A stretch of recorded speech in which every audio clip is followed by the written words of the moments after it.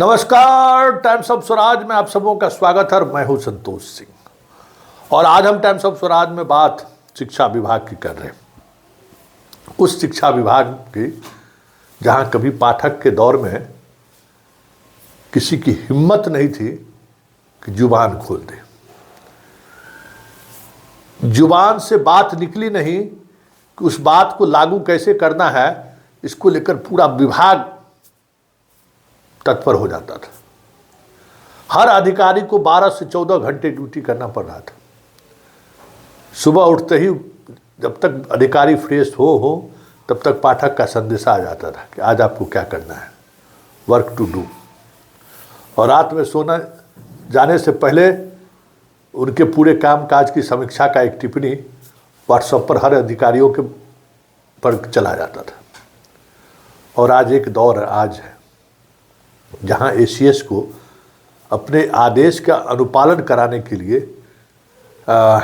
भाषाई कठोरता जो भी हो सकता है, मतलब जितनी कठोर भाषा हो सकती है ब्यूरोक्रेसी को लेकर, उस तरीके के भाषा का इस्तेमाल से जुड़े हुए पत्र जारी हो रहे हैं।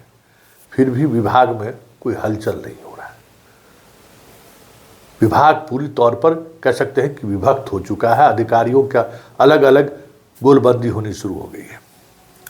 योगेंद्र सिंह तो छुट्टी पर चले ही गए हैं, अभी तक लौटे नहीं हैं।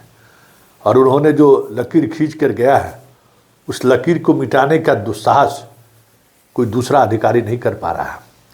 जो टेंडर रद्द हो गए सो रद्द हो गए, कोई दूसरा अधिकारी उस टेंडर को फिर से फ्लोट करने को तैयार नहीं है। कैंसर और अन्य बीमारियों से संबंधित शिक्षक, चाहे विशिष्ट हो या बीपीएससी वाले हो या नियमित हो, उन तमाम की सब मतलब जो बैठक है, तबादले कमेटी की बैठक, बोर्ड है, उस बैठक हो चुकी है। उसमें स्वीकृति भी हो गई है। कितने लोगों को इसका लाभ दिया जाना है उस पर मुहर भी लग चुका है।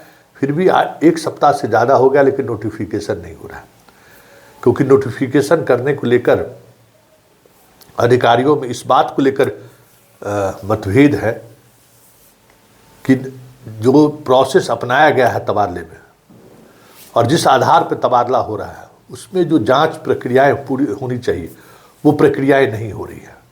क्या वाकई में वो कैंसर से पीड़ित हैं, या वाकई में उनके परिवार के जिनके बारे में उन्होंने कहा है कि हमारे परिवार में माँ, पिताजी, सास, ससुर कोई कैंसर से पीड़ित हैं, वो है कि नहीं। गंभीर बीमारी से अगर ग्रसित लोग हैं, शिक्षक हैं, तो क्या वाकई में वो जो उन्होंने सर्टिफिकेट दिया है वो सर्टिफिकेट सही है कि नहीं है। इस बात को तहकीकात किए बगैर या तस्दीक किए बगैर चिट्ठी निकालने को कोई अधिकारी तैयार नहीं है। जिन दो अधिकारियों को इन्होंने सेवा समाप्ति के बाद शिक्षा विभाग में ही उनकी पोस्टिंग की और सामान्य प्रशासन विभाग के आदेश को खारिज करते हुए जिस तरीके से यहाँ पे उन्होंने एक नई इबारत लिखने की कोशिश सिद्धार्थ के द्वारा की गई है। मतलब सारे आईएएस अधिकारी जो वहाँ पोस्टेड हैं, अब तो प्राथमिक में भी और हायर में भी और सेक्रेटरी, सभी डायरेक्ट आईएएस अधिकारियों की पोस्टिंग सरकार ने कर दी है। उससे ऊपर एक परामर्शी का पद क्रिएट करके जिस तरीके से पंकज कुमार और बैजनाथ यादव को जगह दिया है सिद्धार्थ ने, उसको लेकर अब मरमरिंग शुरू हो गई है। क्योंकि जो कोई भी फाइल जाएगा सिद्धार्थ के पास इन्हीं के माध्यम से जाएगा। तो भाई जो डायरेक्ट आईएएस है उसका तो अपना अलग मिजाज होता है, और आपके इस पॉलिटिक्स का वो शिकार क्यों होगा, क्यों वो उस चीज़ों को तोड़ेगा। योगेंद्र सिंह छुट्टी पर गए तो सारे चार्ज सेक्रेटरी को दे दिया गया है। सेक्रेटरी को फिनेंशियल सब अधिकार दे दिया गया है, क्योंकि परामर्शी को फिनेंशियल अधिकार ये नहीं दे सकते हैं। ये एक समस्या है। लेकिन विभाग में इस बात को लेकर अब यह कसमकस होना शुरू हो गया है कि सिद्धार्थ जी मनमानी कर रहे हैं, और मनमानी कर रहे हैं इस वजह से जो एक माहौल बन रहा है उसका असर ये भी हो रहा है कि पंकज कुमार भी और बैजनाथ यादव भी अब फाइल पे दस्तखत करने से कतराने लगे हैं। क्योंकि वो महसूस कर रहे हैं, वो समझ रहे हैं कि सामान्य प्रशासन विभाग के आदेश के विपरीत हम काम कर रहे हैं। और हर विभाग का नोडल पदाधिकारी या हर विभाग का बॉस सामान्य प्रशासन जनरल एडमिनिस्ट्रेशन होता है, और वो जनरल एडमिनिस्ट्रेशन मतलब मुख्यमंत्री। सामान्य प्रशासन विभाग और गृह विभाग, यही दो विभाग में मुख्यमंत्री के जिम्मे है।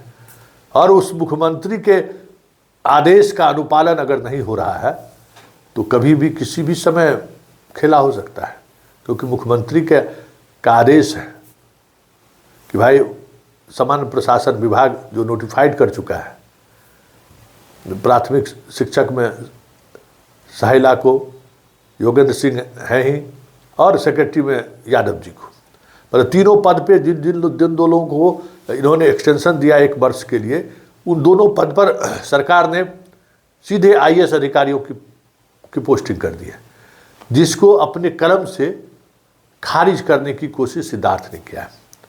मतलब मुख्यमंत्री के सचिव हैं ये, प्रधान सचिव हैं ये, और मुख्यमंत्री के आदेश को ही ये खारिज कर रहे हैं। कितना बड़ा विरोधाभास है भाई। समान प्रशासन विभाग कोई भी ट्रांसफ़र पोस्टिंग करता है, गृह विभाग कोई भी ट्रांसफ़र पोस्टिंग करता है, IAS, IPS, IG, DIG, commissioner, secretary, chief secretary, जो कोई भी ट्रांसफ़र पोस्टिंग होता है वो मुख्यमंत्री के आदेश पर होता है।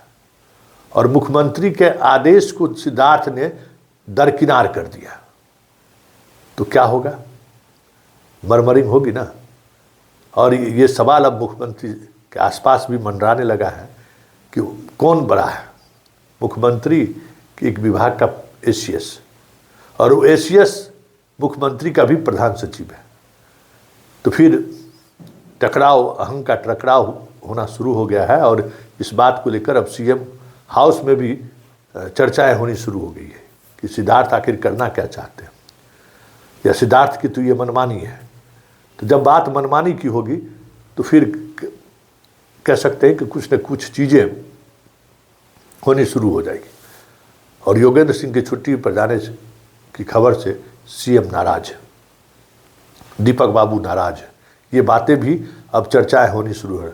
अनुपम कुमार नाराज है, क्योंकि शिक्षा विभाग अनुपम कुमार ही देखते हैं। एसीएस भरे शिक्षा विभाग के हैं सिद्धार्थ, लेकिन मुख्यमंत्री के यहाँ शिक्षा विभाग से संबंधित जो भी निर्णय होता है मुख्यमंत्री के बिहाफ में अनुपम करते हैं। अनुपम भी कहीं न कहीं सिद्धार्थ के इस तरीके के फैसले से लेके आहत है। ऐसे में सिद्धार्थ के दोनों दुलारे पंकज कुमार और बैजनाथ यादव भी काम करने से कतराने लगे हैं, क्योंकि सत्ता के दो शिखर पुरुष अगर आपस में भिड़ जाए तो होशियार अधिकारी का काम यही होता है कि बीच से निकल जाए, उसका मोहरा ना बने। ये दोनों अधिकारी रिटायर्ड हैं, इनको पता है कि हमें परामर्शी के तौर पर जो सामान्य प्रशासन विभाग ने ही हमें नोटिफाइड किया है, और सामान्य प्रशासन विभाग ने हमारी जगह पर अधिकारियों को पोस्ट कर दिया है। तो कहीं न कहीं अगर हम एस सिद्धार्थ की बातों पर या एस सिद्धार्थ के आदेश का अनुपालन करते हैं तो जो सामान्य प्रशासन का जो आदेश है वो आदेश कहीं न कहीं उसकी आदेश का चुनौती होगा। इस बात को समझते हुए वो दोनों भी काम करने से कतरा रहे हैं, और नोटिफिकेशन जारी करने की तो बात ही छोड़ दीजिए। ऐसे में कह सकते हैं कि शिक्षा विभाग पूरी तौर पर पंगु हो चुका है, और अब देखना ये होगा दिलचस्प कि इस आपसी खींचतान का रिजल्ट क्या सामने आता है, क्योंकि मुख्यमंत्री के संज्ञान में ये बातें आनी शुरू हो गई है।